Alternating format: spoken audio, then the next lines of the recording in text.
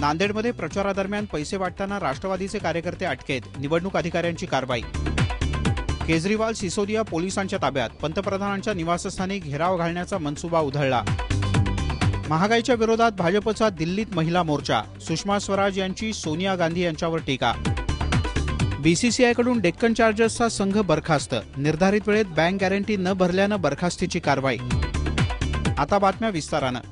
महापालिका निवडणुकांच्या प्रचारादरम्यान पैसे वाटताना राष्ट्रवादीच्या 5 कार्यकर्त्यांना रंगेहात पकडण्यात आला आहे। मुख्य निवडणूक अधिकाऱ्यांनी नांदेडमध्येही कारवाई केली आहे। नांदेड महानगरपालिकेचा प्रचार सध्या शिगेला पोहोचलाय। शिवाय महापालिका निवडणुकांच्या प्रचाराचा शेवटचा दिवस आहे। त्यातच निवडणूक अधिकाऱ्यांनी पैसे वाटणाऱ्या राष्ट्रवादीच्या 5 कार्यकर्त्यांना अटक केली आहे।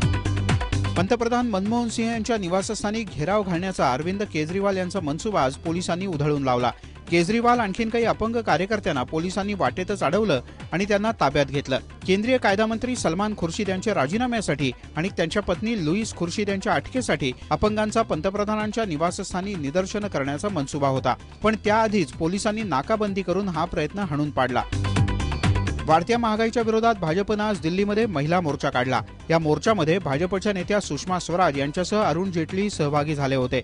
सरकारनं केलेल्या दरवाढीचा निषेध करण्यासाठी सर्वसामान्य गृहिणी मोठ्या प्रमाणात या मोर्चात सहभागी झाल्या होत्या। सोनिया गांधी महिला असूनही या महिलांच्या व्यथा समजून घेत नाहीत अशी टीका यावेळेला सुषमा स्वराज यांनी केली।